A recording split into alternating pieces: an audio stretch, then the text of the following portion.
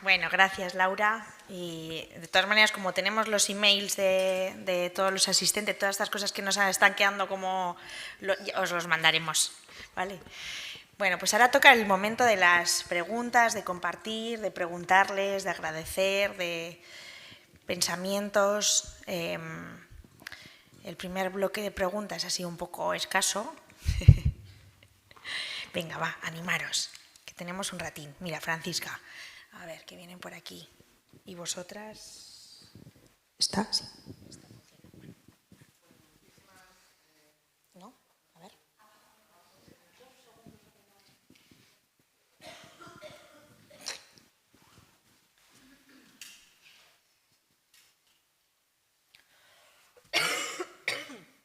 ¿Se enciende? A ver. ¿No?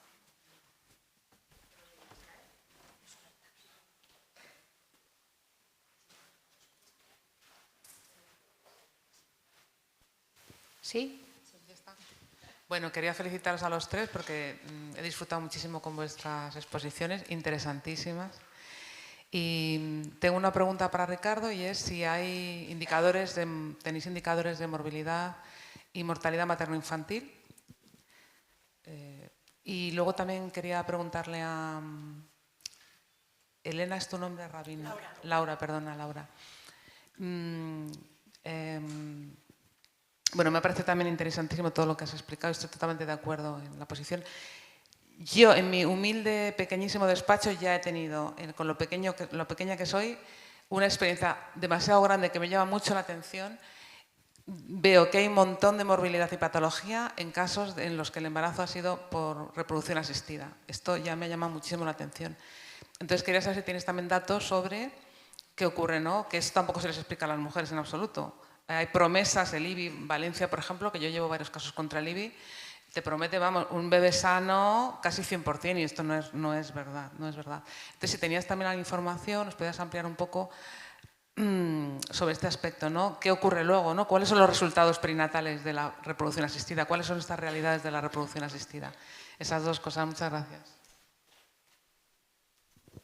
Vale, con respecto a la morbilidad y mortalidad materno-infantil, en Guatemala sí que, y en toda la región existen indicadores.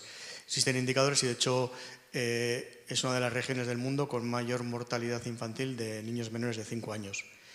La cuestión es que no está estudiado la vinculación que hay de esa morbilidad y mortalidad materno-infantil con las causas de violencia obstétrica. Y nosotros, cuando hemos empezado a trabajar, como digo, es una primera investigación en la que nos hemos centrado sobre todo en la parte de identificar la violencia obstétrica como un problema de salud pública y como un problema de desigualdad estructural, pero el reto que tenemos ahora, que de hecho ahora vamos a trabajar en una segunda fase a nivel de la región de Centroamérica, incorporando Honduras y Guatemala, es de generar esas conexiones, porque la salud materno-infantil muchas veces ha sido utilizada de forma también un tanto torcitera, intentando separarla de los derechos sexuales y los derechos reproductivos, porque es como algo más aséptico, ¿no? Y no ha habido esas conexiones. Y la verdad es que es un reto ahora en esta segunda fase poder ahondar un poco en esa situación. Y lo que comentaba también de los datos de morbilidad y mortalidad materno-infantil, muchas veces en el ámbito de Guatemala se han achacado a las comadronas por negligencias de las comadronas, cuando se ha identificado o hay muchas evidencias de que vienen por otras situaciones. Hablaba antes de las demoras, ¿no? Hay una demora que es el momento en el que se toma que hay una señal de peligro para llevar a la mujer al hospital. Esa toma de decisión no queda en manos de la comadrona muchas veces ni en manos de la mujer, queda en manos de la familia del marido. Y entonces, como el acto médico tiene un coste, muchas veces esa decisión queda al margen. Y ahí se producen muchas de los problemas de movilidad y mortalidad materno-infantil. Y luego la otra situación también que suele generar muchas situaciones de este tipo es la dificultad del acceso a los servicios de salud, que es la primera demora. O sea, es cuando una mujer está en situación de peligro, no puede llegar a un centro de salud porque no tiene vehículo, o porque el vehículo no tiene gasolina, o porque no está organizada la salida. Ahí hemos estado trabajando, pero sí, eso es importante porque ahora, como te digo, en ese segundo momento lo queremos escalar a nivel regional y ya profundizar un poco más en la parte tanto cualitativa como cuantitativa. Gracias. Como decías, ¿no? Hay un tema, yo pienso que primero de las expectativas que se crean, porque rodean a la técnica diferentes estrategias como de hacer creer que ese bebé será más sano que si hubiese sido concebido natural, mediante un test que se llama test de portadores, que se hace a los progenitores genéticos y se criba para unas cuantas enfermedades que son raras y tal, pero eso da como una sensación de seguridad. Y después el diagnóstico genético preimplantacional, donde se mira ya los embriones cromosómicamente. Entonces eso da una sensación de seguridad muy grande, que obviamente disfraza la realidad, que es que parece ser, ¿no? que como apuntan algunos estudios, determinadas patologías, los bebés concebidos in vitro tienen un riesgo relativo un poco más alto de sufrirlo. Ahora bien, esto es muy controvertido, genera mucho malestar y realmente malestar de hablarlo, y también a la hora de científicamente estudiarlo es muy dificultoso porque no hay registros de esto. Es decir, no se registra en los hospitales el tipo de concepción de ese bebé. Por lo tanto, si no hay registro, no hay seguimiento y por lo tanto no hay epidemiología y no hay estudios de salud pública sobre esto, ¿no? Y ahí hay un vacío. Esto se denuncia en un libro que se ha publicado recientemente, que se llama El último in vitro, y de alguna manera hay unas tablas donde se recogen estos riesgos relativos aumentados, en qué patologías se han visto y en cuáles no.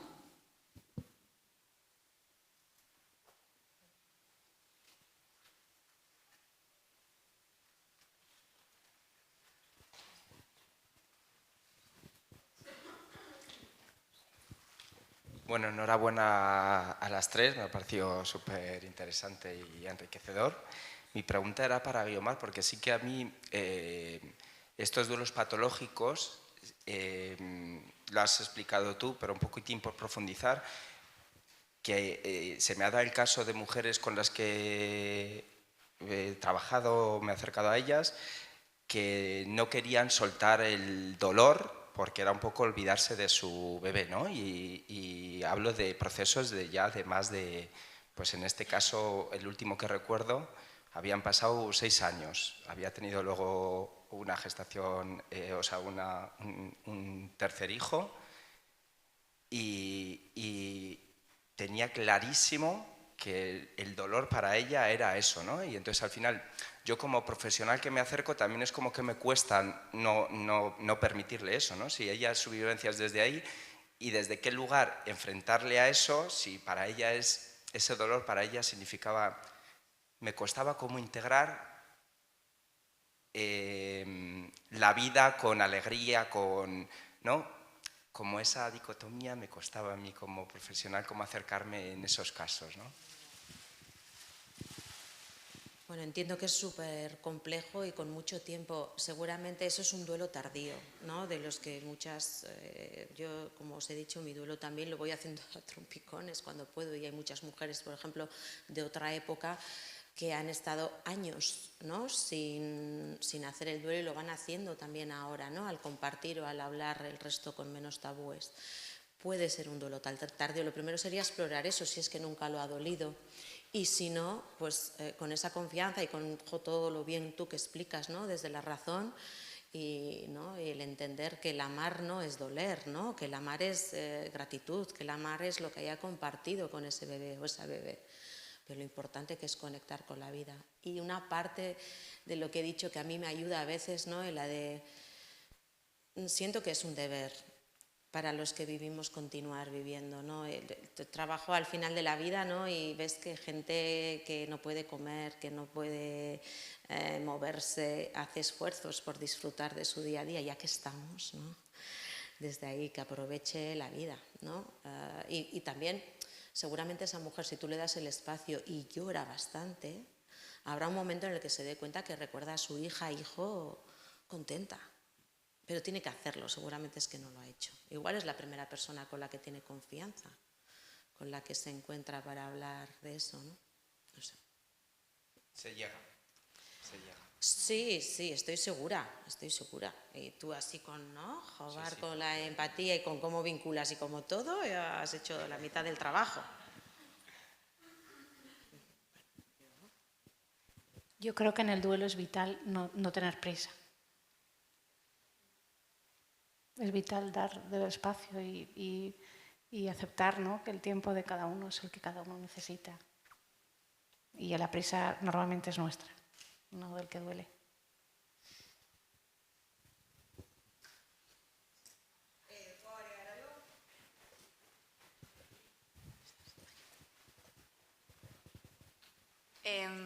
Con respecto a esa pregunta, me parece importante también sumar el hecho de que el duelo no es lineal y nosotros como profesionales también empezar a psicoeducar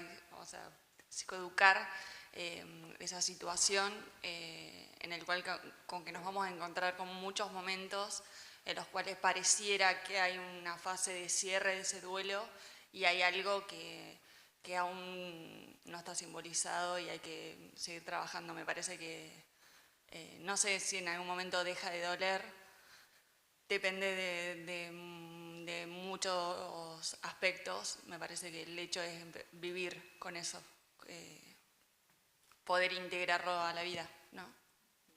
Ahora que lo has dicho, me ha recordado una frase que dice un compañero mío siempre, con el que hago los grupos de duelo y habla del círculo, ¿no? Del duelo que a veces, ¿no?, que es una espiral, ¿no?, pero sí deja de doler con esa angustia inicial, quiero decir, ¿no? Y vas a recordar lo que hemos dicho a tu hijo o hija, o yo qué sé, yo he querido muchísimo a mi abuelo, hay veces ahora estoy como echándole de menos, no sé por qué, estoy triste con ello, pero no es lo mismo que al inicio. Pero sí hay espiral, y vuelve a tocar, y a veces 6 años, 10, 12, 20, es normal.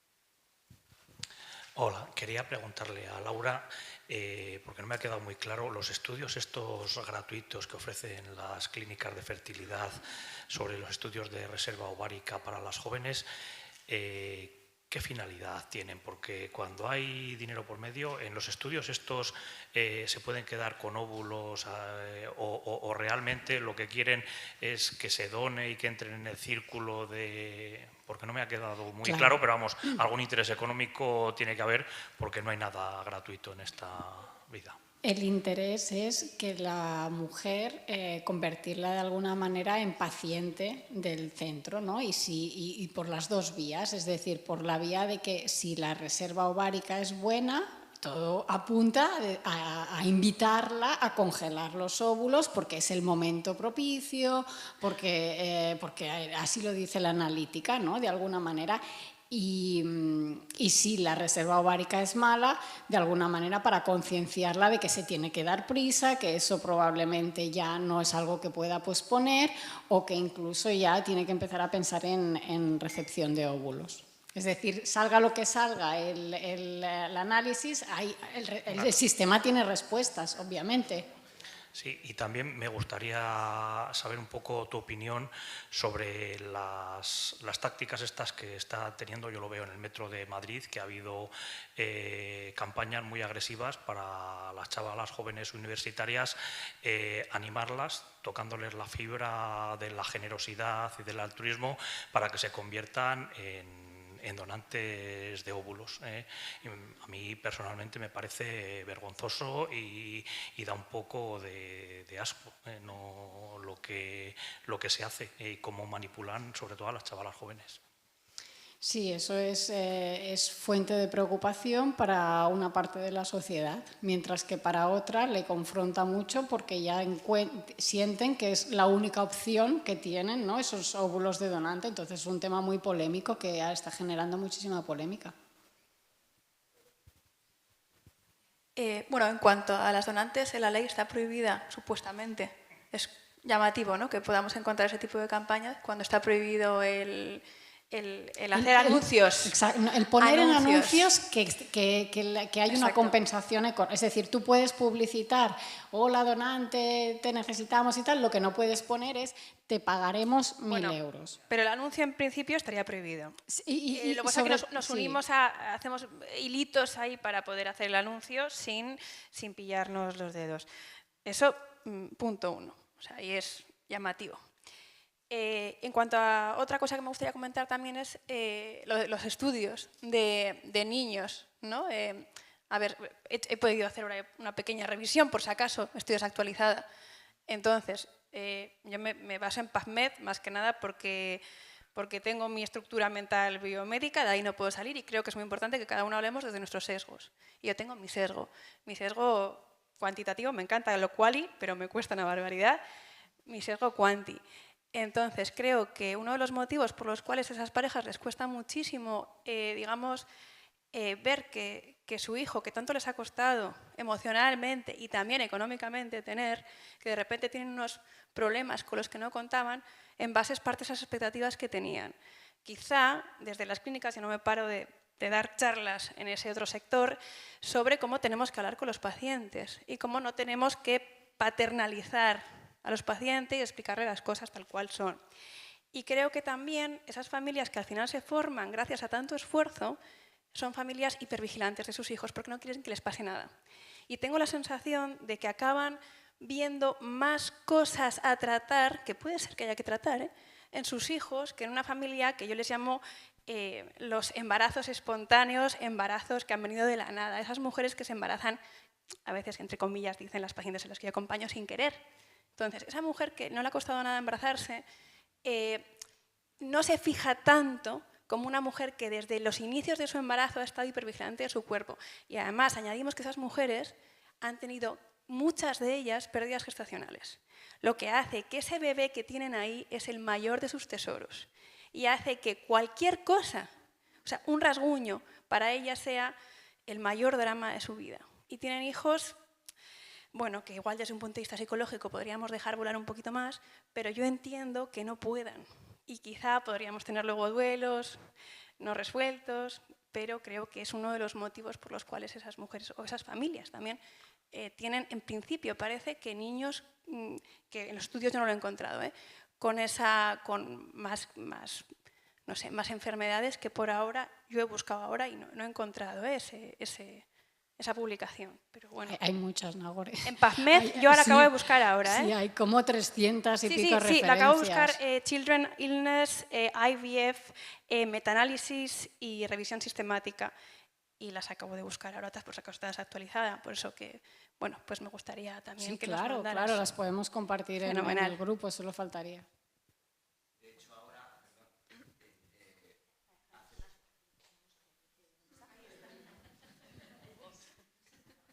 Sí, hace poco Ivone Olza también sacó un artículo en relación a esto, ¿no? De que cuanto en edades más tempranas manipulemos genéticamente, pues tenía más repercusiones luego para futuro. Y al final esto es como algo muy nuevo, ¿no? Pero sí que hay mucha bibliografía que habla de esto. Lo que pasa que es lo de siempre, es invisibilizar lo que no queremos ver o lo que nos duele ver, ¿no? Desde este paternalismo también hacia la mujer de vas a poder ser madre, vas a poder ser padre, ¿no? Desde ahí es como no va a haber problemas, vas a poder.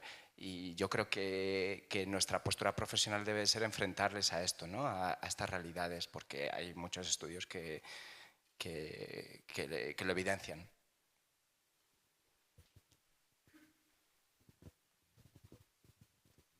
Sí, yo quería preguntarte también, Laura, ¿no? Un poco con todo esto que has explicado, ¿cuál es tu propuesta? Porque al final las mujeres llegan a esas edades, no sé, parece como una trampa, ¿no?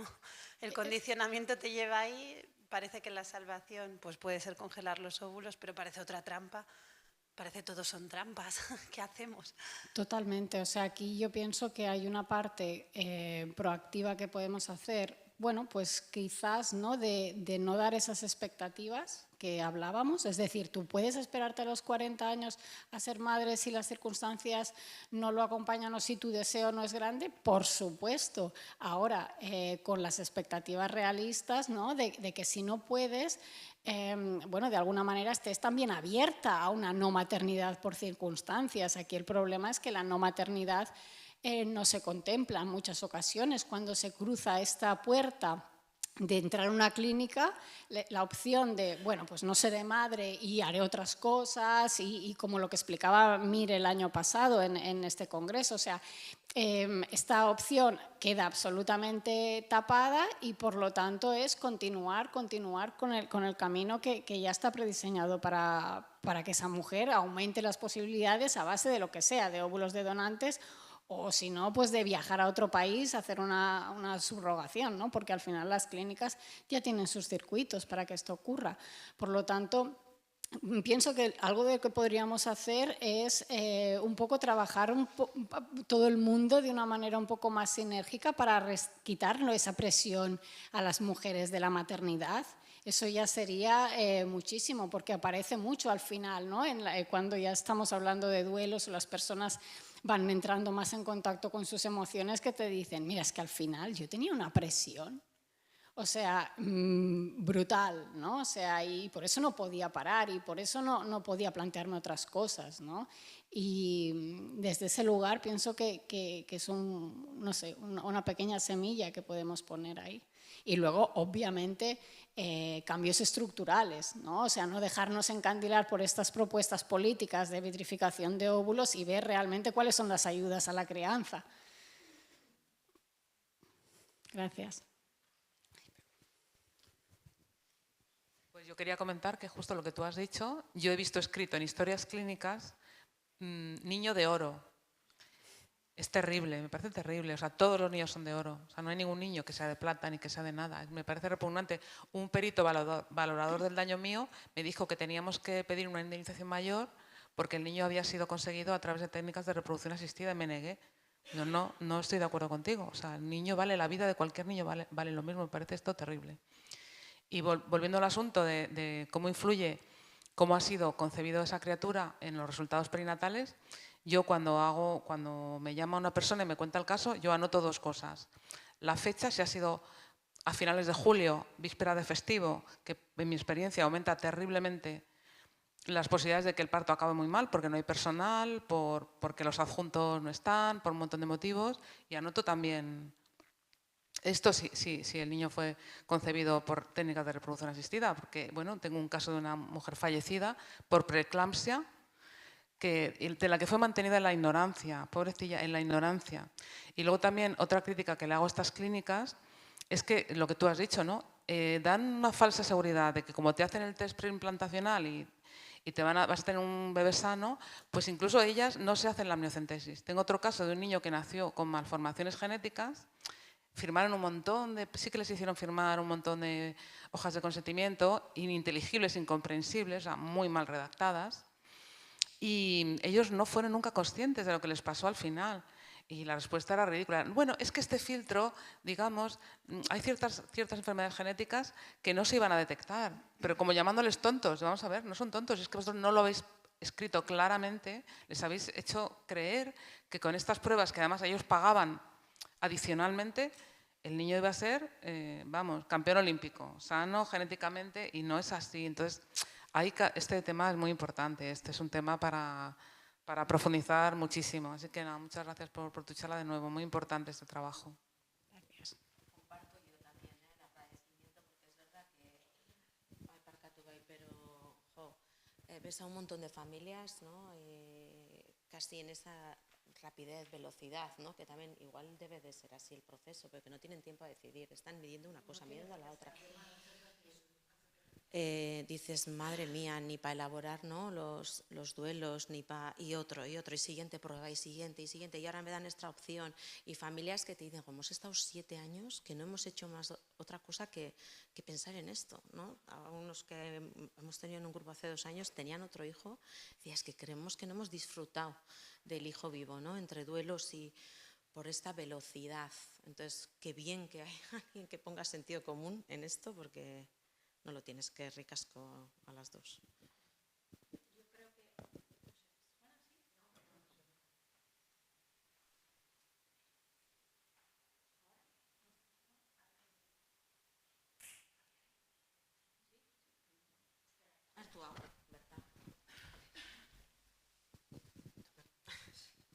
Yo creo que también es importante traer aquí de dónde venimos, ¿no? Venimos de una cultura en la que la culpa ha estado súper presente. Entonces, quiero traer también el dolor de esas madres que han sido madres, ¿no? Por reproducción asistida, por donación, y que ante nada que aparezca cualquier estudio, ¿no? La sensación de culpa de haberlo hecho, creo que también hay que traerlo encima de la mesa, ¿no? El dolor de esas madres, familias, padres, ¿no? Que dicen, ostras, yo creía que hacía lo mejor y resulta que quizá tengo algo de responsabilidad, culpa. Exacto, exacto. Pero partimos de una sociedad que la culpa está súper presente. Claro, claro.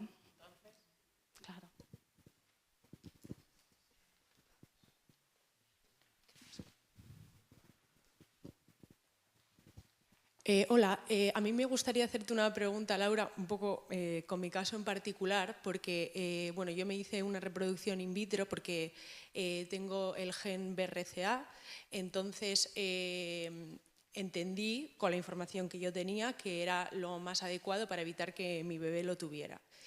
Y, bueno, casualidad, me quedé embarazada y el bebé tenía otro tipo de alteración genética y entonces tuve que interrumpir el embarazo.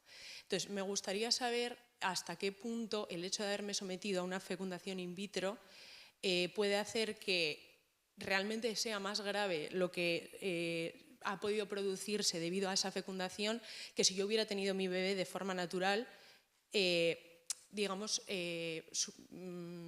estando bajo ese riesgo de que pueda heredar el BRCA, que realmente no le va a suponer tener una enfermedad sí o sí, sino una predisposición.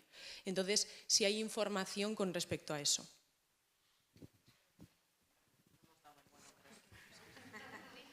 Ah, vale, vale. Es que no sé si funcionaba ese. Hola, ya funciona, ya funciona. Bueno, eso es un poco, ¿no? lo que comentábamos antes también de las expectativas, ¿no? O sea, que se hace como esta ilusión de control, de pensar que por evitar una mutación en un gen, ¿no? Ya, o sea, el genoma es infinito, la cantidad de cosas que pueden pasar a nivel congénito perinatal está fuera de nuestro control, ¿no? Y ahí es como cuando caemos, ¿no? En esa trampa un poco emocional y mental de pensar que tenemos el control. Obviamente no es que caigamos, ¿no? O sea, es que está facilitado ese tipo de discurso.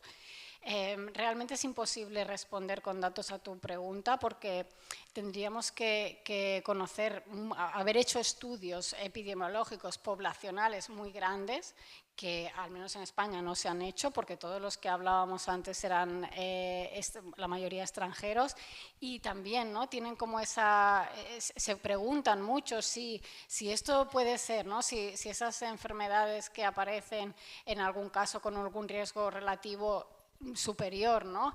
Hay mucha discusión en plan, ¿es por la edad materna, es por la infertilidad de base, es por la técnica, es por la medicación? No o sea, hay demasiadas variables mezcladas como para poder sacar conclusiones en este sentido. Gracias.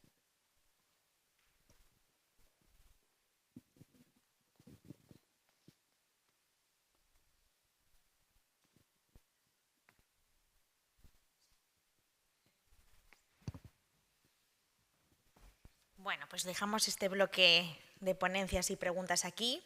Ahora nos vamos al descanso, volvemos a las 4 y Enerich me ha dicho que tenemos unas tazas preciosas que van a salir en preventa, que me ha dicho que lo diga así en alto, que son un regalo para los ponentes y que Diana, que está al final miembro de Escuch y que ha estado de voluntaria, pues ven para aquí por fin, que te vamos a dar tu taza porque luego no vas a estar y te queremos agradecer el ratito que has estado ayudándonos.